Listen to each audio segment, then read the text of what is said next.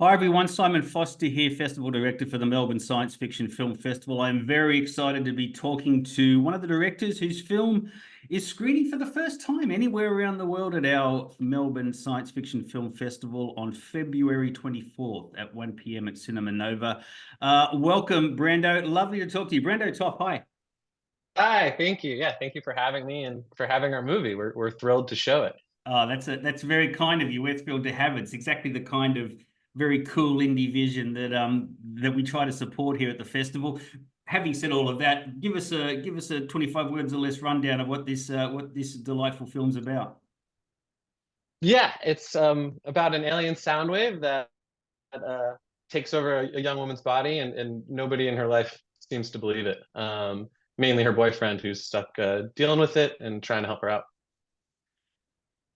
I want to jump straight away to the lady who's the star of the film, Mia Danelle, who's in every Danelle, yes. Danelle, sorry, who's in the film No, it's okay. beginning to end and gives a very wholehearted, full throttle performance as the possessed young lady. A bit of a backstory on where you found her.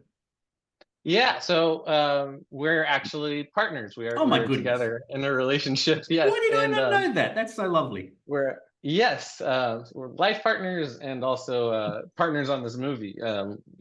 From the very beginning to now, Mia and I are the main people who are producing it and working on this at all times and looking after it. So yeah, she was with me as I was writing the script, which is now a couple years ago or a few years ago, giving notes all the way through. The idea for the movie actually, I was just wanting to write an alien movie, and I kept imagining a guy who looked more like me as the alien, and wasn't really making much headway. And then Mia was talking one day about a sort of lack of interesting parts coming her way as an actor, and it was just like, oh, what if she was the alien? And for some reason, because I was getting to know her and seeing her act in other stuff, it got the ball rolling for me, and I was able to start writing. And then yeah, and then we just slowly started producing it once it was done, and raising money and saving money was a big part of that. Of course, yeah, the old independent journey. I understand it. So I launched a film festival in the middle of COVID. You launched a film, I guess, towards the end of COVID. How did that all work for you? Was it a tough time? Not that I like being that sort of, oh, wasn't COVID horrible and we have to go through how tough it was, but it was tough. It was. So we met during the lockdown, and then I was writing towards the end of it. So definitely, like, Okay. it kind of, I could say, it was maybe came out of like a space where we did have like a lot of time and space to, think about projects and work on stuff, and we're a little less distracted than maybe we are now with our day jobs and so forth. But then by the time we produced it, it was really towards the tail end. So we had to spring for some extra stuff. That's anything extra, when you don't have any money is tough. But we did have to like get some COVID officers on set for days where we had some bigger actors and some little things like that. But it was pretty died down by the time we shot the movie, which was good. Yeah. And we also shot it in three chunks. So like the first time it was a little bit more play, and by the end it was very not. Um, Let's let's talk a bit about you and the science fiction films, books, art that have inspired what you do, and I guess forged your love for the genre. What have been those influences that have set you on this course? yeah, I love sci-fi. I love movies, I think first and foremost too, so it's like I think, and this being our first one, we're pulling from all sorts of influences, but and in terms of like putting this in a genre too, there was always the question of like, well, is this sci-fi, Yeah. because it's like, there's this alien character, but I think the central conflict is whether or not she actually is one,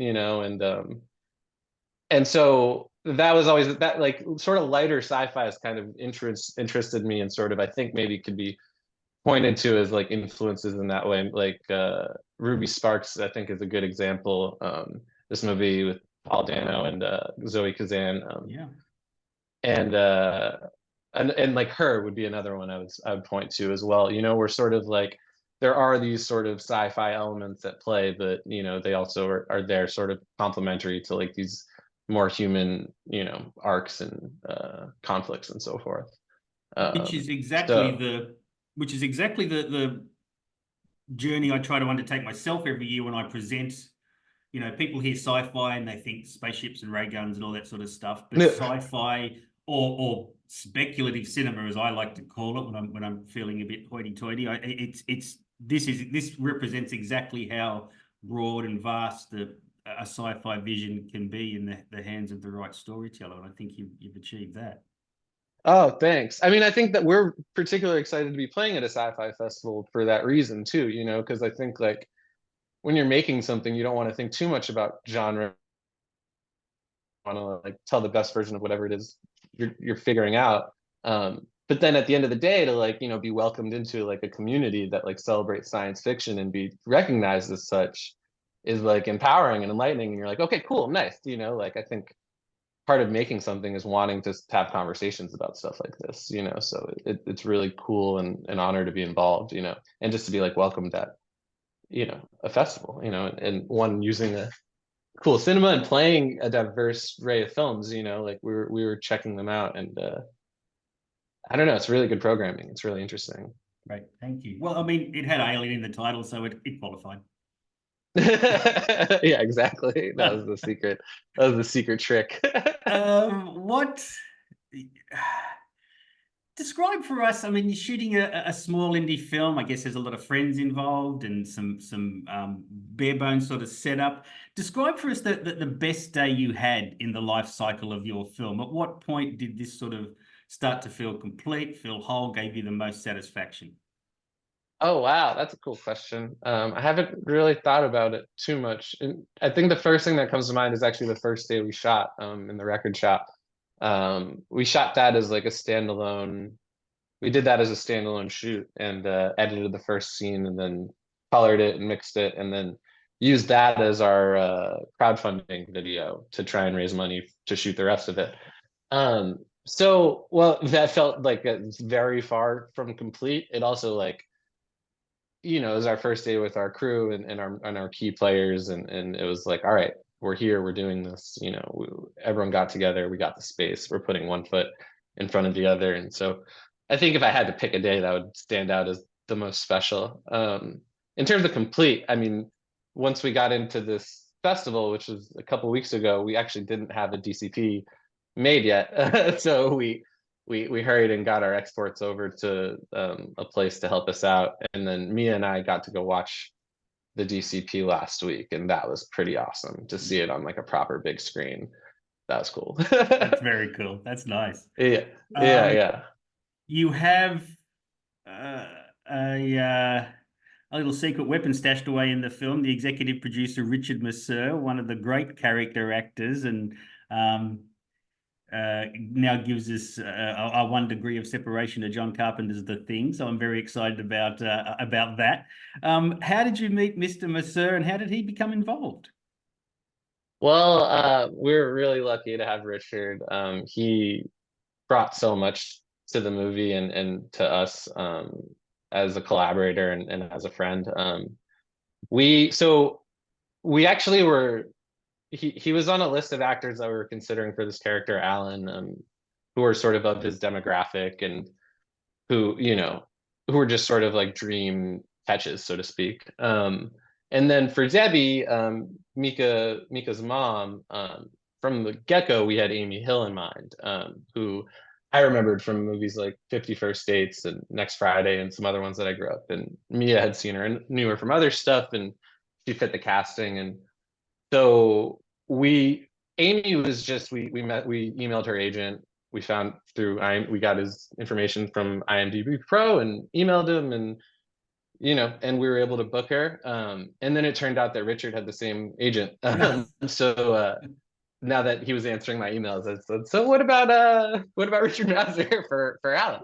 And we were lucky enough that he read it and he was interested. And so we stretched and we saved, and we put off our shoot for a few months so that we could work with both of them.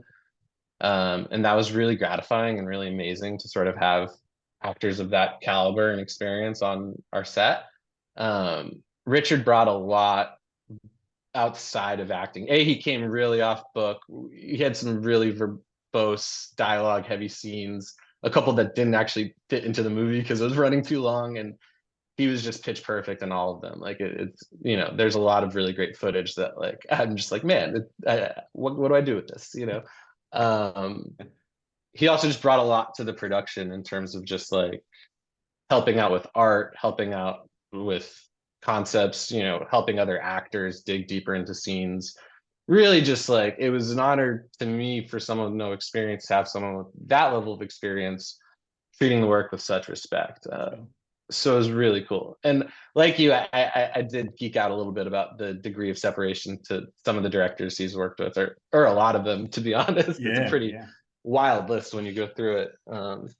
So yeah, we were really blessed. And then after the movie, he offered to come on as an executive producer to help us out because he knows, you know, what a tough road it is, and that really saved us. Like I don't know that we could have got through post without his support. Wow. So That's yeah, it was wonderful. really lucky, really cool story. Um, the first time that sound experiences live music, maybe the most awful song I've ever heard, but that's all part of that. That's all part of the joy of it.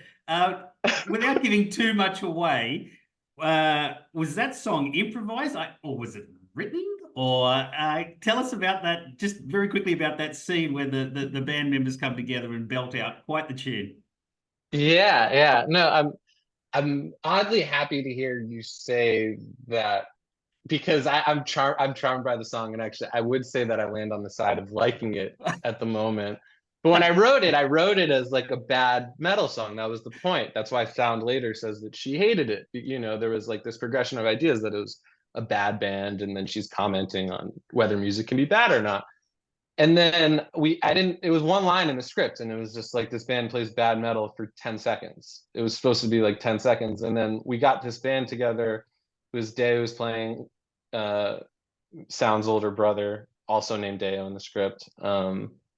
And then we got these two guys together, Byron and Carlos Ramirez, who's the lead singer of the band. And we Singer? had one rehearsal. Huh? Yeah, Singer? singer, harmonic, and yeah, and Carlos has been in like a, you know, he's had a pretty good history. You know, he's been in some interesting movies, and he came to our one rehearsal and had written that entire song, Oh, wow. and I had no plan. I had no plan.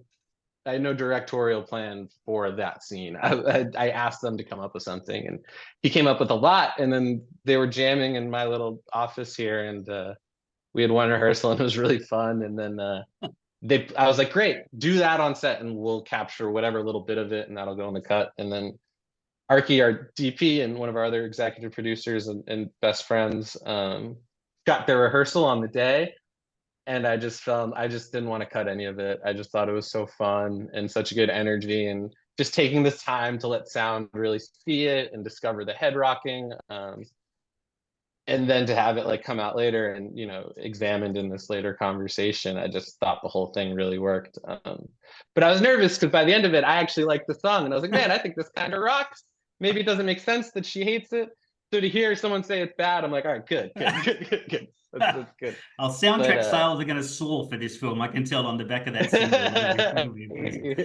I guess yeah. finally, Brando, having guided your film from idea to completion, you're a young filmmaker and you've gone through this experience. What lessons and advice would you offer a young sci-fi filmmaker or a young filmmaker about to embark on a similar journey? What's the overarching lesson this is taught you? Yeah, we really focused on just taking one step at a time, because I think we had so many projects that we did over the years that we would bail on halfway through, or something like that, that, you know, wouldn't work out for one reason or another.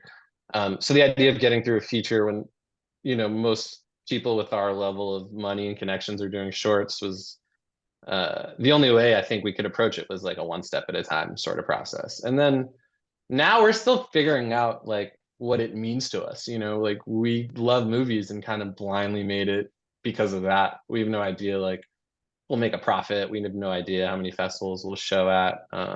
But like we're focusing on the fact that like we made a movie and we love movies. And we're really pumped that like somebody else who's like a stranger was like thinks it's cool enough to show on a big screen next to other movies that look really cool. So So yeah, I just focus on the good things and take it slow and enjoy it, enjoy making it.